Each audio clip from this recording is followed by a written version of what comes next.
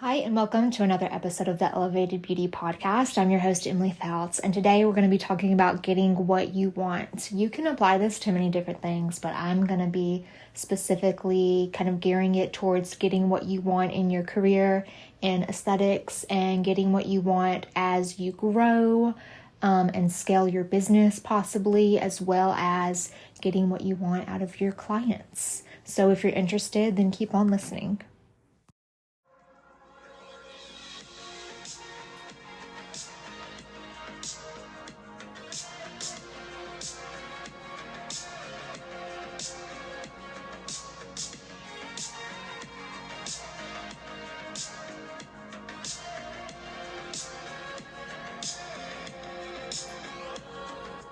So I always get really excited on certain topics and I just record them when I'm in a passionate headspace. So I did a little bit of research into two people that had some inspiring words for me on this topic.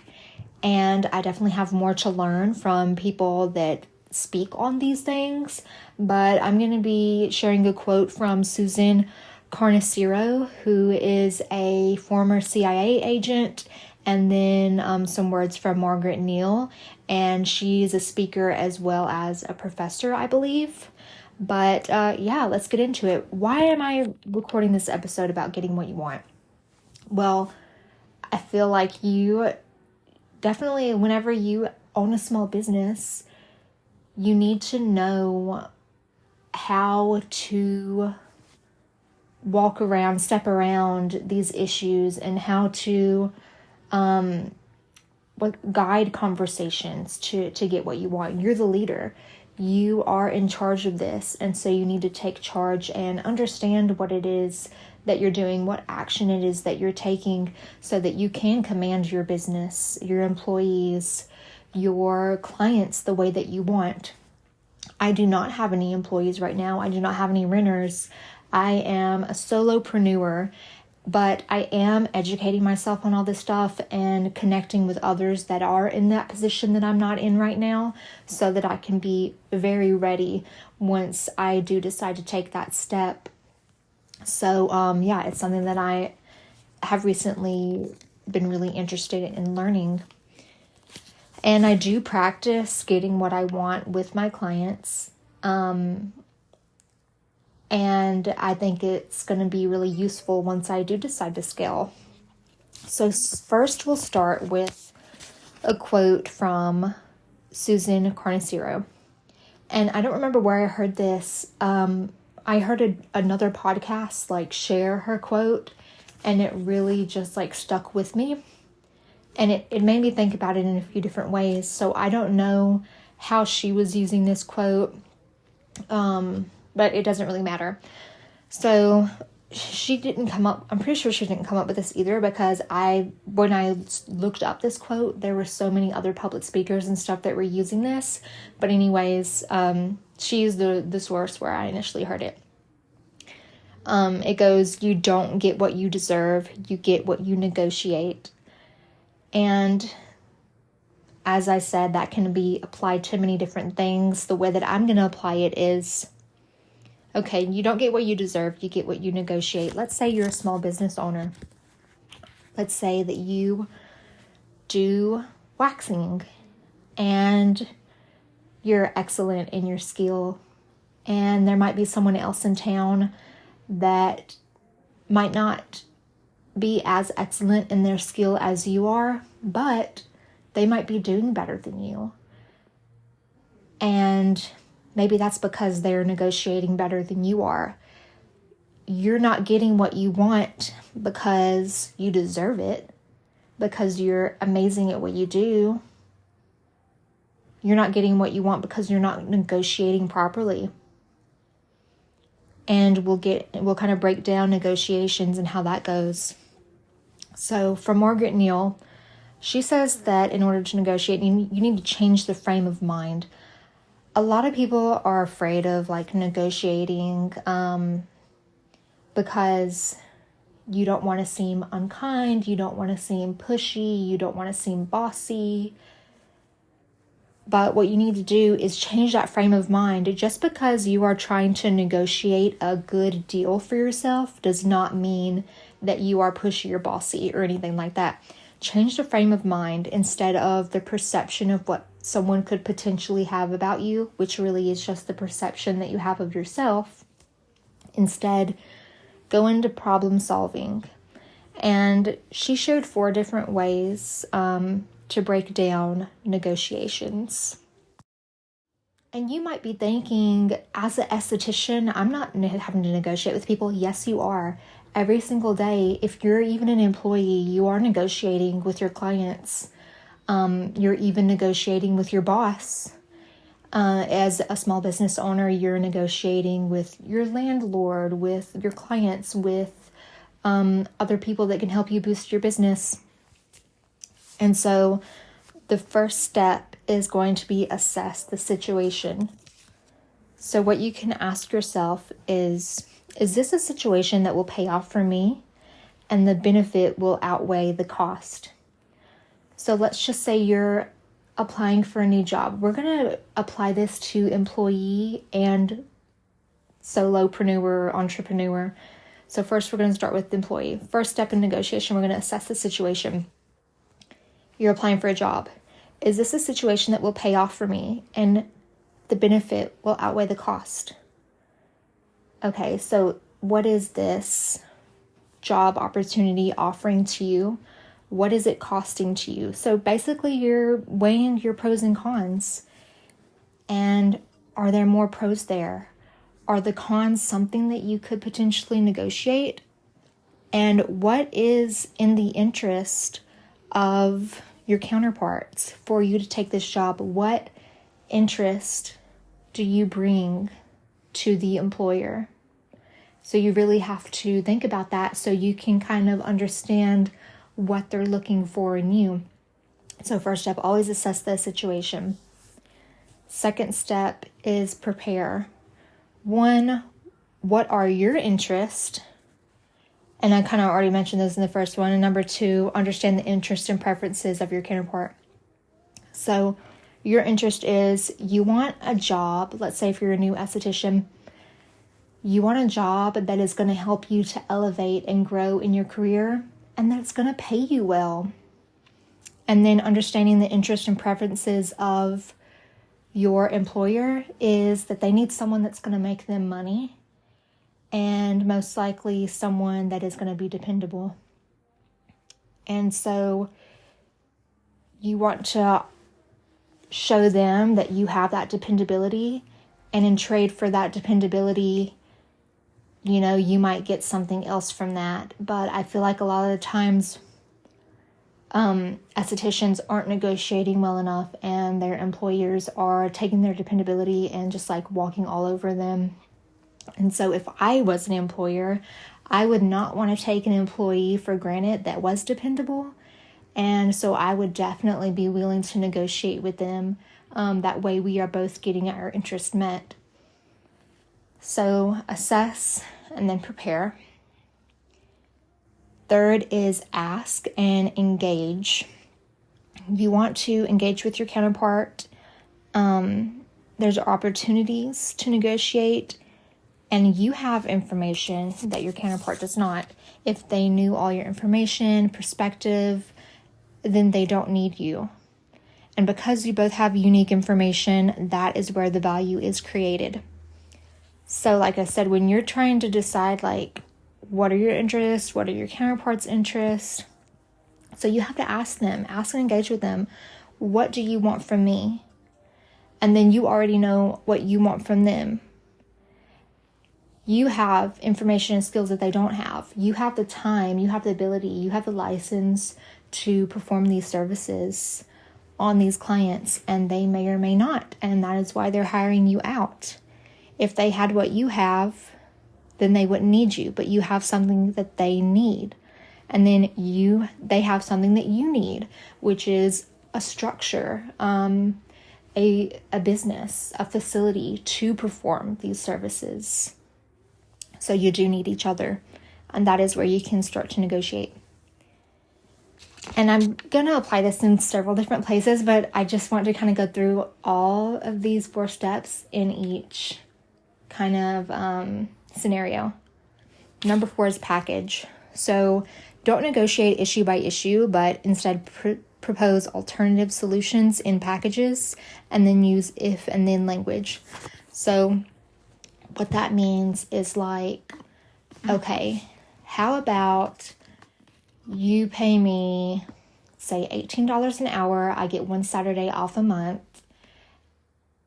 And then, whatever, I get 30-minute lunch breaks every day. And I will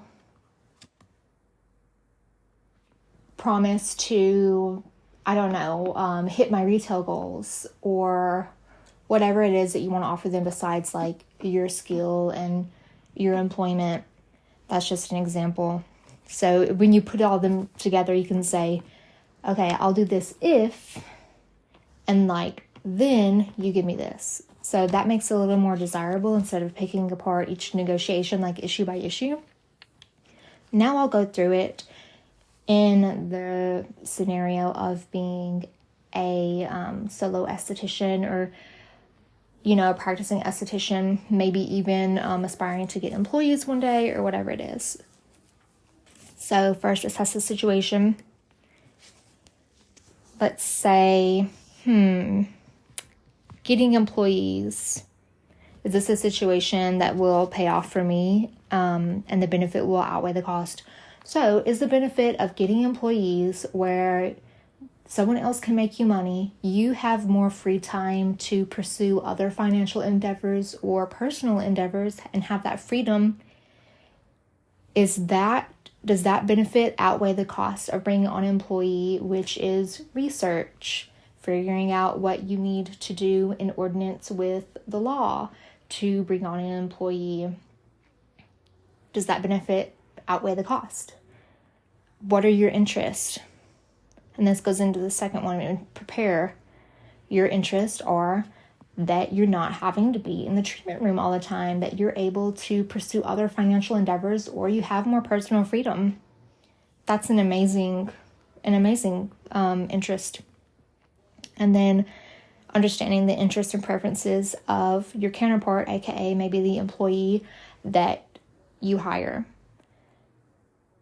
That's why a conversation comes into play with them. I'm going to assume that maybe an employee will want fair pay. They will want freedom of expression, and they will want mentorship.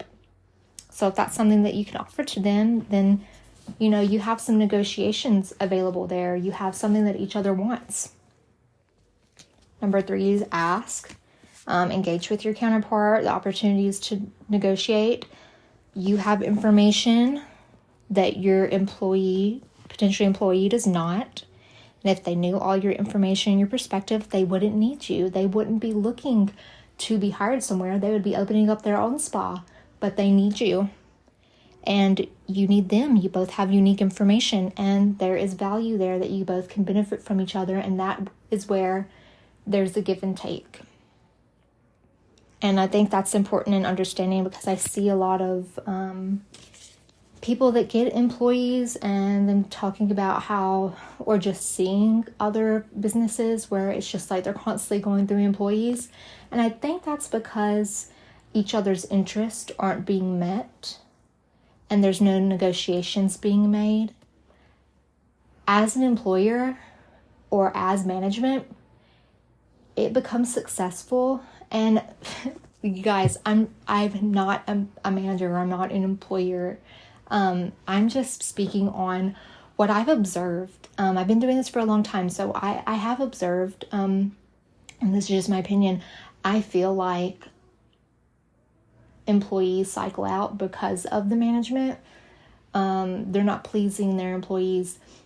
The employees aren't seeing anything that they're benefiting from, besides maybe pay. But yeah, you can definitely benefit off of each other's interest. Number 4 is package. Again, don't negotiate issue by issue. Propose an alternative solution in packages. So you could tell an employee, hey, I have this, I wish I could remember the word of it. It's like a system of operations. And so you can be like, hey, this is how I operate. This is what I expect of you. In return, you get this amazing mentorship that you can carry with you in the future. It's really hard in this industry to actually find somebody who gives a shit as much as I do, but I want to help you thrive, and I want my business to thrive, and this is a proven method of operation that I have for my clients and that is successful. So if you follow these guidelines, you will get, benefits that you're asking for, which is maybe like whatever days off you're asking, fair pay, you get the mentorship, whatever other benefits that you want to offer them. And that will, in my opinion, make employees more eager to actually be invested in your business as equally as you are. I have worked in places where the employers were greedy and it made me not really care as much. And then I have worked in places where I was equally invested in the success of the spa as the owner was, and I really wanted to help it thrive because I was getting benefit there. I was getting to learn these new treatments. I was getting to operate in a role that was going to help me in the future. And of course, no one, or some people, not everyone has the best of intentions, and that's why you have an interviewing process, and that's why you're quick to fire and slow to hire. That's why, sometimes things are going to happen. Not everybody that you hire is ever going to work out, just from what I've seen in this industry. But when you put those parameters in place, I think that really kind of eliminates a lot of quote unquote like bad eggs or people with maybe ill intentions. But I feel like whenever I see somebody as an employer in this industry be like, I want you to succeed. I'm here for the next generation of estheticians. So you be loyal to me and I'm going to help you grow as an esthetician. If you want to open your own business in the future, that's amazing. And it's important to understand the lifespan of an employee is not like always that long. Of course, no one's going to be working for you for like maybe like 10 years. That's a very like low percentage. But I feel like whenever you offer that role of a mentor and like, if you do choose to leave here at one point, I can help you do that to a certain extent, after, you've gained all of your experience here and you feel like you are ready to grow as a business owner. This is just like a potential scenario because I feel like a lot of estheticians do these days. Like that is a goal to own your own spa. For a lot of us, I don't see why not. And I have worked for people who are like, just like that, like they want us to succeed, and so they will give us this industry advice and offer their ear and have their DMs open, so to say, like after the fact, because like no one is your competition. There's only one of you. But basically what I'm saying is when you are supportive, that relationship just like blooms so much. And when someone leaves, no matter what it is, I would want to have a good experience, obviously. And I would tell people that my experience was great there. Instead of it being like this salty thing where you're like, oh, okay, so you want to open up your own solo business. You don't want to work for me anymore. Okay, you're fired. Like that's toxic as fuck. And if you're in that headspace, I feel like you're not going to be very successful. Some people are successful in a financial sense when they operate like that, but they probably cycle through employees all the time and they have their downfalls because of that attitude. And I just feel like if you're going to be an employer, be the best one that you can be. Anyways, that's my piece on that. I think I definitely do want to be an employer. I would love to actually open up my, I would love to open up my own spa, like a larger spa. I mean, I do have a spa, but it's just one room. It's just me. But that is obviously a bigger goal, and I'm actually going to a creators retreat in the next couple weeks to kind of discover what the near future looks like for me, what the next big step in my business is besides solo operation, because growth is inevitable. And of course, with me being an Army spouse, active duty Army, we move every 3 years or so, and that was kind of I feel like it's a hindrance to a lot of military spouses for their careers, and it was for me for a long time, because I always wanted to do this, but for a long time I thought I could only be an employee because we moved every 3 years. And when we finally moved here to Arizona, I was just like, you know what, I'm not going to let it hold me back. I can have my business here for 3 years. I can do it. You know what? And I did it, and it's the best decision that I made, and I am going to carry it with me no matter where we go. It's a little bit more work than it would be to just operate it in one place, and there you can have it for the next 25 years. So it's a little more work, but it is not, it's still doable. Nothing is too hard.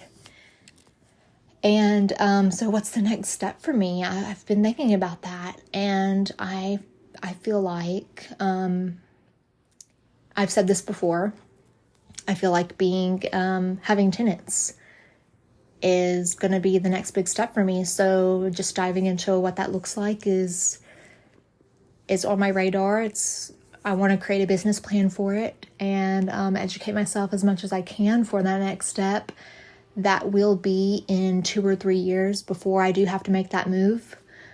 But I will be so ready when that time comes. And yeah, I'm excited about it. I thought about maybe getting employees one day. I think that will be the elevation after, or the evolution, I should say, after having tenants, is having employees. I don't like to think about the future too much, so it's definitely in the cards for the future. You never want to just say no to something, just explore the options. And I always thought employees would be too hard. No, I don't ever want to have employees because I don't want anybody else to represent my name but myself. That way to create quality control. But if you go through some of the steps like I was talking about earlier, in terms of negotiating and just setting a standard, I feel like you can still trust people to represent your name if you're putting the work in and putting those expectations in, so to say. And that was something else that kind of hindered the idea of even expanding past what I'm doing now into tenants, because you can't control what individual business owners do, but you can negotiate. And that is something that I'm really gonna become more familiar with, and something that I really plan on utilizing when that time comes, because I don't know if you can, I'm sure you can, I don't know if it would be discrimination if somebody could be hey, I inquire on a space and be I don't know, I really don't feel like they're a good fit, and so just discriminate against them based on their aesthetic or their services that they offer, or if you can legally just accept who you want on a case-by-case basis as far as a tenant goes. But no matter what it is, I feel like there's always room for negotiations. For me, the idea of having a collective space is that it's this really cool space for the city that people can come to, and it's a one-stop shop, and you're getting to support small businesses individually, but you're getting to come into this really cool atmosphere, and it's an experience instead of just a visit to go get a massage or just a visit to go get my hair done. Like, I want to offer this space when you first walk in. It's just so communal and it's got all these different cool elements to it. And then we have the individual suites. So as a suite renter, I could say, hey, you make sure that your quality is top notch. I'm always here as a resource. And you have access to what I offer in the communal area. You know, your clients can have this environment instead of just like coming directly to your suite. I'm offering this communal space to everybody's clients. And you know, whatever else it is. So that's the idea from me. I want to make it really cool, and I think that'll make the suite renters more passionate about their work and more excited to really offer quality care, because it would suck to have one renter in there that does like whatever and they're like, oh, they did a shitty job or they were rude or whatever it is, and then people talk bad about the space as a whole, and get like a bad review on the space as a whole. So yeah, that's where I think negotiations would be helpful in that aspect. But yeah, I'm really excited to explore what the future looks like for me and get a second business plan working on. I'm super happy with Elevated Beauty, and I am comfortable. I'm always planning on growing, so I have things in the works for Elevated Beauty right now to just boost myself up and expand the quality. But I'm in a really happy place, so I think it's a good time to start looking into the future. And if you are a solo esthetician and you're in the same place as I am where you're comfortable, you don't worry about people booking appointments. You don't stress about making your rent. I think it is good to look on how you can expand in the near future, because growth never stops and it shouldn't stop. You shouldn't just be comfortable. It's a good place to be in, but as an entrepreneur, as a business owner, I do think it's important to look at how you can elevate your business and make your priorities more prevalent, or just like how you can reach your goals. So for me, what I want is I want more freedom in terms of like financial freedom. I want to do whatever I want and not have to worry about working. And so that means, how can I make income without being in the treatment room? So that's something to think about. If you don't like to enjoy time off work, then work your life away. Have fun. So I actually love working, but I don't think it's healthy. Your career should not be your only vocation, guys. And I know there are other people. I have seen a very, I don't know if, popular and successful, wildly successful waxing business owner. She makes like 7 figures. And she does promote the message of work-life balance is like, don't listen to people that talk about work-life balance. Like, if you love work, then just work all the time. And for some people that can work. Like, if aesthetics it's my passion too. Aesthetics is my passion. But if what you do is your passion and you love to work and it brings you happiness, then it's totally okay to just be consumed with work.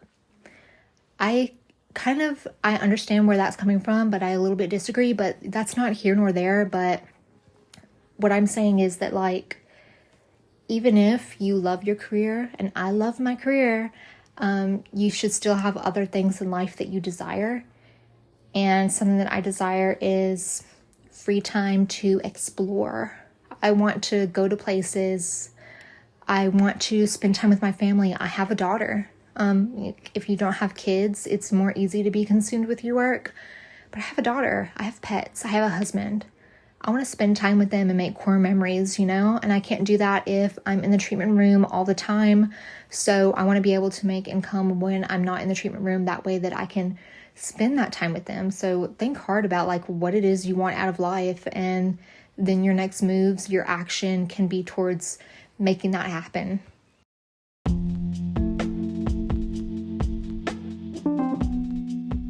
Thanks so much for listening to today's episode. You can follow me on social media at Elevated Beauty Aesthetics, or on my esthetician shop, which is Shop Cryptic Skin. That is where I sell esthetician themed apparel that is supernatural in nature and kind of kitschy designs for the modern esthetician. So as always, I will see you guys next Monday at 8 a.m. Mountain Standard Time for another episode.